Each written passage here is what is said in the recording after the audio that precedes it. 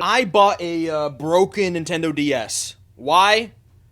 Cause I'm crazy. A number of months ago, I bought this. Like the tin says, it's a completely broken DS with an absolutely flayed top screen. The reason is kind of simple. I learned that people like to do a modification to broken old DSs to give them a breath of fresh life. The long and short of it is they just completely get rid of the top screen here, and they only use the bottom screen as a Game Boy Advanced, because that's something you can do. You can play Game Boy Advance games on DSs. I mean, sounds pretty simple, right? Exactly how hard would it be to chop off a top screen?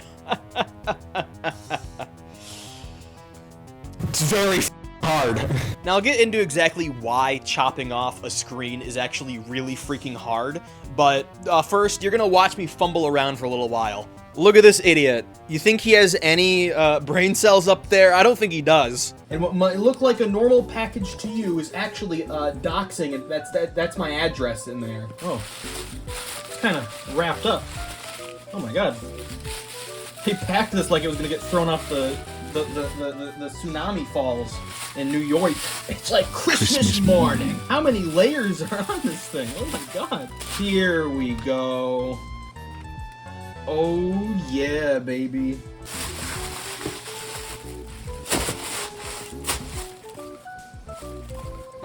Now, if I did my job explaining what I'm doing in the intro, you should probably already know what I'm doing, so I shouldn't even say anything, but we're going to be turning this into a Game Boy by chopping off its top screen, so first things first, we need to see if it works. I do not know where I put my charger. This may become an issue very shortly. It is not. Of course it isn't. That's why would Nintendo keep the same charger design for more than a year? This is the right one. Yes. Okay. Light. That's good. That's good. We have a light. Oh, that top screen is busted. Oh, that top screen is not around anymore. That looks like it's some kind of issue with like the video cable or something. This is probably fixable, honestly. In my non-educational opinion, I'd say this is fixable. Look, if I do this, the colors get even worse. My name is Earl. That top screen is going insane. I've never seen something do that before. Oh, the screen came back. The top screen came back. What the? It's back. If I hold it just right. Hold on. Wait, we're right there. If I hold it just right there, it works. That's crazy. Okay, let's see if this thing holds a charge when I unplug it. Hey! Wow! This thing's fucking mint, dude. Alright. Time to rip this thing apart. Okay. Now the next part is removing the backside, which sounds like it should be kind of simple, right? Wrong! Wrong again! You're always wrong! I also thought it would be really simple. I mean, it's literally just like 6 screws and you get to the back, but you're not alone. It's not simple. Nintendo decided it would be really funny if they used Y screws. Y screws on the back of their Nintendo DS. And you want to know why they used Y screws? Basically entirely to make it harder to open, I swear to God. And guess who didn't know you needed to buy a Y screwdriver to take apart a Nintendo DS Lite? This guy. Basically, within engineering as a whole, I suppose, there are 2 main types of screws.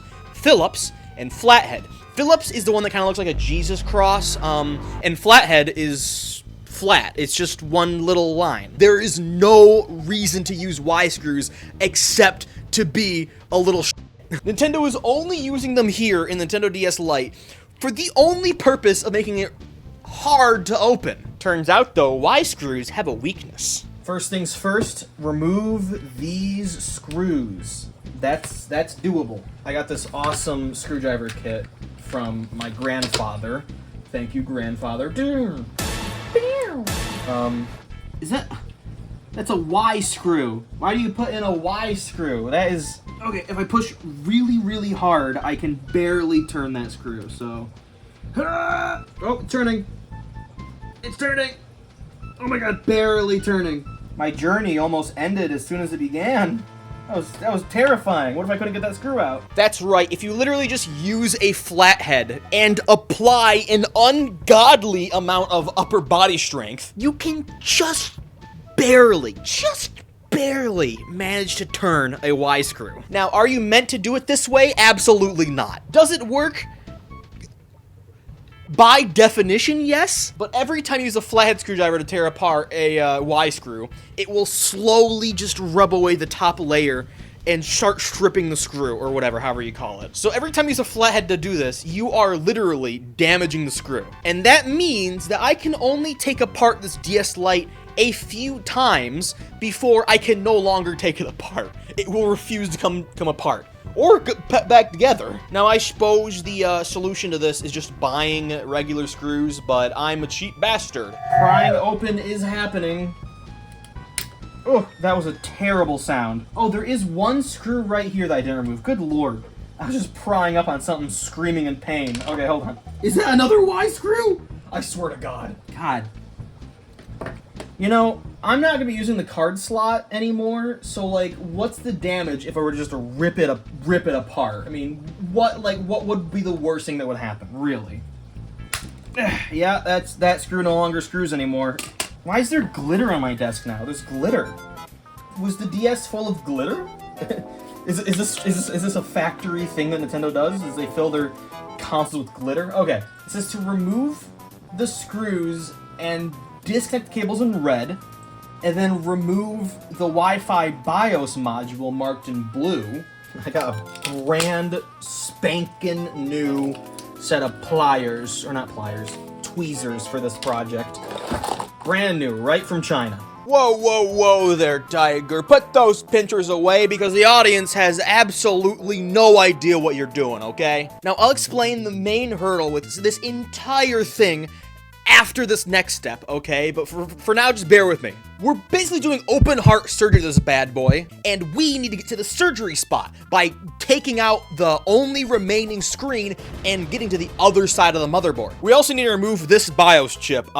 This is where your DS's brain lives. This is where PictoChat lives. There are a few finicky and quite honestly really scary cables around this area, so let's see how that happens, right? Huh? That's gonna be fun to watch. Oh. Oh my god, we did it. Jeez Louise. Okay, now it wants me to remove this entire chip from the board, I'm pretty sure. And the thing that I'm scared the most of out of anything is coming all this way, doing all this preparation, only for it to break right as I'm doing the most important step. Oh, we did it! We did it! Oh my god! This is where the home screen lives.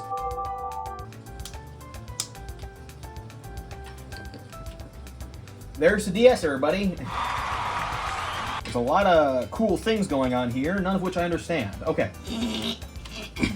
God. My fingernail. I mean, I guess this one's fine to break, unless, wait. Oh, do I push this one out and not lift up? Wait a minute. Yeah. How does this ribbon cable open, dog? Oh, I just snapped a piece of plastic off. Oh, I did it. Okay, it's a flip up. Dude, if I was trying to repair this DS and I did that much damage to the cable, I would be so pissed off. I am so happy that this DS is being modded. This screen is scratched to hell. Oh my god. You know, if I was at all intelligent, I would have ordered a replacement screen, but I did not. I did not. Boom, this is your entire DS. It looks really, really complicated, which is funny because we can emulate the DS on pretty much like a toaster nowadays. But I mean, I guess back then, this must have been pre-advanced, I assume? I don't know, but all I know is now is the step for the soldering. Wow. Yeah, no, it looks like you tore the absolute hell out of this thing like a rabid dog or a really small puppy. That's right, boys. It's time for surgery. So it turns out when you cut the console in half, it doesn't really like it for some reason. So whenever you turn on the DS, it basically does a series of pre-flight checks, think of it like that, where it tests all its parts to make sure it's working correctly. And, well, if you chop off the top screen, it's obviously not working correctly now, is it? So how do we avoid the DS from freaking out and powering itself off whenever it realizes it's missing a limb? Well, simple. trick it. Now, come here. Do you see these two little itty-bitty points right here? These two absolutely teeny tiny points right here. These microscopic points. If you connect a solder between these 2 points, long story short, basically tricks the DS into thinking it still has its second screen attached. Because putting a resistor here adds resistance to the circuit, resistance that would usually be taken up by having a second screen. I think. I've not checked with anyone about this. It might be wrong, but that's my understanding of it. So this is all well and good, but unfortunately there's a slight, just a slight itty-bitty problem with this. I have never soldered anything before in my life. I have never actually soldered something on this scale before. Literally, this scale. And it wasn't until after this project that I Googled it and learned that apparently you need flux to solder. I didn't know you needed flux to solder. I just went for it. So how do I handle this solder job? Well, I guess you'll have to find out, won't ya? I special ordered these resistors straight from Handheld Legends, so they should be the good kind. They should be perfect, and I ordered 3 of them because I knew I would probably mess up one of them. So let me just go set up the soldering station then, I suppose. You know, for making myself a custom desk, I seem to be always running out of space on it, which is interesting. But the question is, what tip do I use? I have no idea. I have like a whole package of them over here, but I don't know which one to use. Yeah, this one's probably good. I'm sure it's fine. Yeah, no, when I say I have no idea what I'm doing, like, I literally mean I have no idea what I'm doing. So we're gonna Google how to melt, what temperature to melt solder at. 180 and 220. Alright. Let's set it at, is this C or F? Oh shit, wait, which one's which? So I'm pretty sure all I have to do is pool solder on those 2 points right there.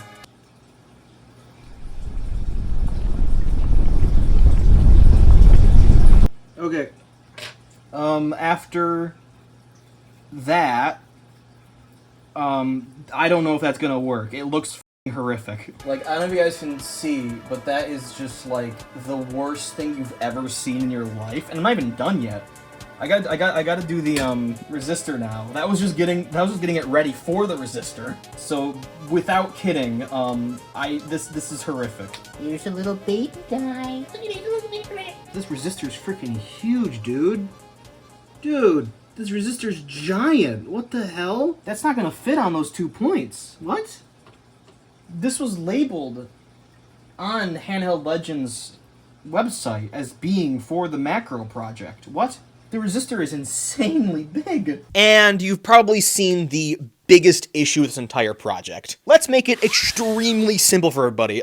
If the points are this big, okay, and the resistor is this big, how are you going to solder that on there? If the points you need to solder on the resistor are farther apart than the points you actually need to solder. Now, maybe I'm just stupid and you're meant to bend the resistor to make it fit, and that's just kind of like an industry standard thing, and I'm just a skill issue boy, but I had no idea how to deal with this problem. Now, once again, this might just be a skill issue, I don't know, but in order to make this resistor fit, I had to bend the ever-loving hell out of it. So if there's anybody out there who's a soldering aficionado, I am extremely sorry for what I did to your hobby. Look, dude, stop doing this, dude. Oh my God, you're bending it so bad. I'm gonna vomit. So after all of this pain, the big question that remains is, does the DS still power on? That is the money question right there. Let's watch his realization together now, shall we? I'm calling it right now. I don't think this is going to turn on. There's no way in hell. Plus, it barely has any battery charge to begin with anyway. Okay, well, first things first. I don't think it has enough charge to do anything. So we're going to plug back in the cable.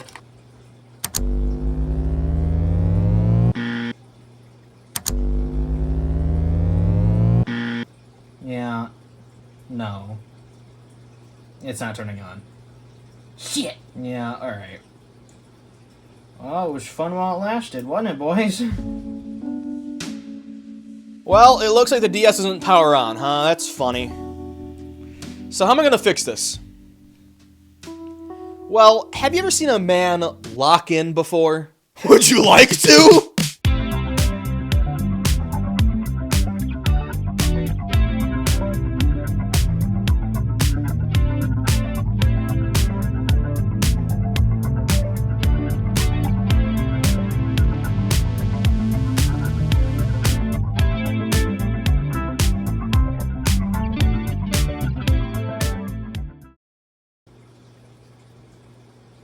Oh my god. Oh. Oh my god. Oh my god. Holy shit. Oh my god, I thought it wasn't gonna work. I just locked the f in and just made it work. Holy shit, dude. Oh my god. I can live without a speaker. I can live without a speaker. That's called locking in, bro! Lock in! We stay winning, dude! Oh my god, I'm kind of lightheaded, actually. Wow, that's f***ing insane. But even after all of this, there was still one big issue I have yet to address, and that is the fact that I never even tested the DS to see if it could play Game Boy Advance games. Like, well, yeah, it had the slot, obviously it's a DS Lite, but what if there's something catastrophically wrong with the slot, or God forbid, like the CPU that runs the Game Boy Advance games, right? So I had spent countless hours on this well, okay, that's an exaggeration, but I had spent a very long time on this project, and it might not have even worked in the first place. So I took the time to button up the Nintendo DS, and the Y screws, they're a little stripped, so it didn't go back together exactly right. But honestly, for the hell that thing went through, I am not that disappointed in the way it turned out. So although I didn't have any Game Boy Advance games, my friend did, and I drove over to his house after buttoning it up, and on the floor of his house, with the camera held between my kneecaps like this, I plugged in the first game he handed me and tested it. You're getting a picture of my toes? Well, Here, I'll lift them up for you. I don't want to picture your toes. This is it. This is the official testing of the DS. See, it turns on, which is it didn't turn on for a moment there. I was really concerned, but we're gonna. Okay, here we go. Did I read it even? I thought you have to do it when it's turned off. Logan. Is that right? Yeah. Oh! Yeah. Whoa! Whoa! Yo! I got a Game Boy Advance. Oh my god, it fucking works. Wow. It's a little bit smaller. It's actually around the same size. Yeah, this is insane.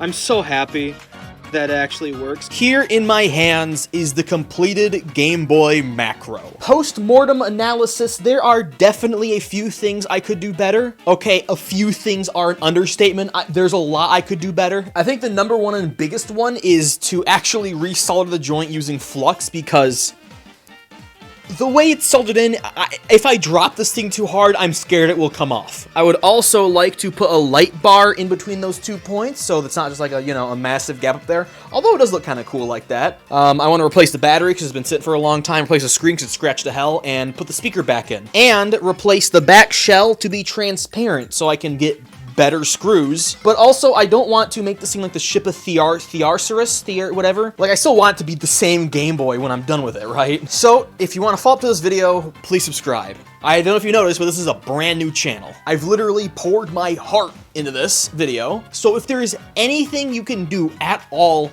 to help me in the algorithm, please, for the love of God, do it. Whether that's commenting, liking, subscribing, whatever you want to do, share the video around in your various Discord servers, do that too. It would mean the world to me. Anyways, that's Wordna signing off. Remember, kids, always tolerate intolerance, and I will see you guys later. Goodbye. I bite at the hand that feeds me, slap at the face that eats me. Some kind of animal cannibal made impressions on me.